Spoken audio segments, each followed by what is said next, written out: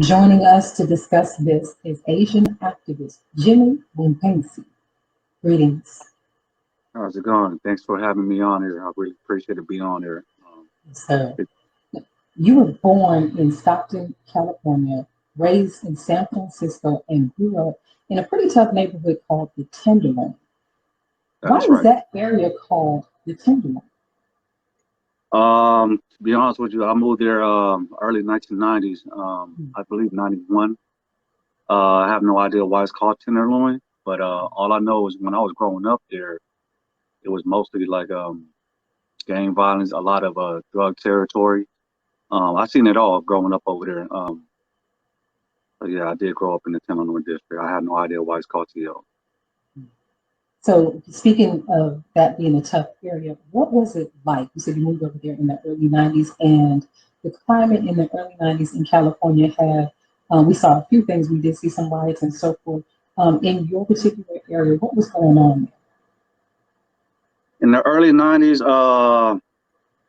it was different from back then till now because early 90s it was like it was a big Asian community, especially Cambodians and Laotian and Vietnamese, and so I was around that. I was around everybody a lot. I started hanging out with the boys and stuff like that. Started growing up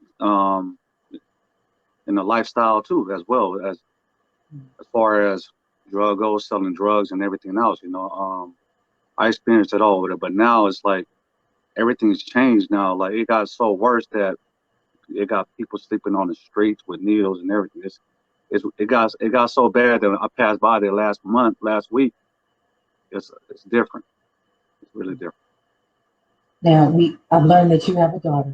Like, Um, she is a great source of motivation for your activism. What else motivated you to go from your previous job, which was being a truck driver, to taking action and gathering community members to begin patrolling the streets? well, what makes me really go out there because seeing all these videos of people getting attacked, especially elderlies, it really breaks my heart just to see that every single day I go on social media, but Instagram, Facebook, or even the news. And what triggers my mind is like when I was growing up, my grandparents, especially my grandmother, walked around every single day to collect cans. And when I seen the elderly get attacked, I could only picture that's my grandparents. So, and that would really trigger me, especially when I see the one in San Francisco about that man passed away a few days later. I just told myself like I'm just gonna get off of work. I drove all up from San Jose to Oakland, and I started my foot patrol by myself, and no questions asked. And I knew I had to take action because it didn't sit with me well just seeing all this attack going on. So I had to take action. Now, areas such as Chinatown have made it clear that they do not want any more law enforcement or police presence, as it's thought to harm the minority communities. Then, alternatively, organizers are establishing sub patrols, such as the one you started, and escorts for the elderly, as we mentioned before. Have you discovered or have you established self patrol and escorts um, for the elderly that, or can you tell us whether or not you're seeing a difference from the escorts that you've established? I do see a difference because when I first started patrolling Oakland Chinatown, since we speak to different languages, when I first started, I remember a woman. She ran away from me and my friends. Um, Basically, she ran for her life because I seen the look in her face, running cross street, taking the trash out, going run to her shop, and yelling, I guess, to her employees to call law enforcement. So it hurted my feelings because I'm here to protect. But I understand because it's traumatizing. Because they've probably been victimized so much that you know, they see this on the daily. So, but luckily that day, I did have a friend of mine that speaks the language. And he went over there to explain to them. Then from that point on, people started seeing me on the daily, and everybody attitude changed. Instead of being afraid of me and my friends, my crew, my volunteers, they actually thanked me by offering me drinks, food, or anything, whatever it may be, just getting in the car, just waving high, honking at us, like giving us a thumbs up. So it is a big change, and people also roll by Chinatown to see me and my volunteer, my crew was out there, and everybody always give the nod up, like give me the thumbs up too. So it it is making a big impact to the community. Now, with as you go from hood to hood, I know you're staying connected with the people. As you mentioned, you have recruited some members to escort who speak a multitude of the different languages in your community. Elderly abuse is what it appears to be underreported.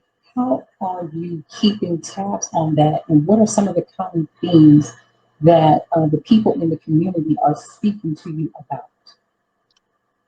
Just recently, elderly got attacked, and he, I think he told the police that he fell down. Um, I guess Asian elders was taught that way, just stay quiet and not to speak up, you know. But right now, I'm going out of my ways to find out, go talk to them, try to find a translator, and say, you know, we're really here for the people because we can't stay silent anymore. Because you get attacked, it's the only right thing to do, just speak up because everybody's going to get away with it. So I'm here to try to represent and let the community know that I'm here, you know, no matter what. And yeah, it's really sad, you know, just seeing that because I went to an elderly house yesterday, but he wasn't home. The neighbor told me that he still claimed that he slipped and fell, but if you see the footage, there's no way you slip and fall and then have a big old black eye and um, scraped head and blood all over his face. There's no way. But Right. I mean, I just want to send a message out there, like hopefully the Asian community could hear this, like to speak up because we need a voice too. You know, it's not right. That's Just stay silent. You know, it's not because we're not going to get anywhere. You know, or future the kids' future not going to get anywhere. That's the reason why I'm standing hard to go all out and just speak up and just say I'm not afraid. We got to really take it to the next step. You know, because I grew up, like I said, in a rough neighborhood. I grew up in the Asian hood. It's like that's how it all started when my family came from Laos, and like I see when I was a kid, I see my grandparents, the neighbors start like trashing our place and stuff like that. But I didn't understand that when I was younger. But my mother got called, go back to the country. Um, so when my uncle formed, we started. That's how all the streets started when the Asian gangs came together. mm, That's how I all started from the street to protect the community, and that's what I'm doing. I have to step up because I cannot just take and sit back, like I said before. So I have to show. I can't show weakness when I'm on the street. So that's why my presence is different from other volunteers out there. So, but yeah, hopefully now that answers you the question. it did. Um, you had a AWA rally recently take place in Oakland, California, but you also had a solidarity rally to stop the hate. Where did that take place, and what other rallies and events do you have planned? Ever since I became this person, an activist, to be honest, I'm new to everything, and I never even heard the word activist before, you know, because I'm not that educated person, you know. I'm a little different, but yes, we did have that rally, but we also have to stop Asian hate. But I have other communities reaching out to me from blacks, browns, and just everybody. So I've been going to different rallies, show support.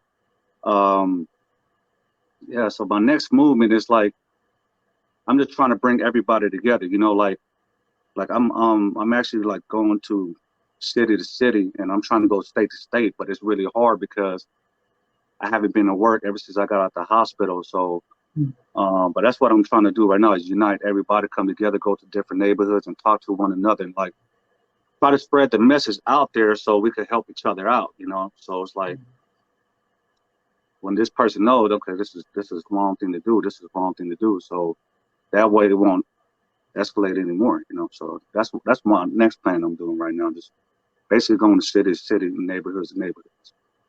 You're doing so much important work in your community, and it's obvious that what you're doing is needed. I want to thank you for joining us tonight here at NNV News, and I look forward to speaking with you again soon. I appreciate it. Thank you very much for having me. Thank you. Thank you for joining us today and tuning into NNV News. Please share your thoughts with us in the comment section below. Follow us on social media at NNV News, and please subscribe to our YouTube channel, NNV News. This is Rosalind Parks with National Network View News. Good night. Be a part of the force that powers truth in journalism. Go to nnvnews.com/donate.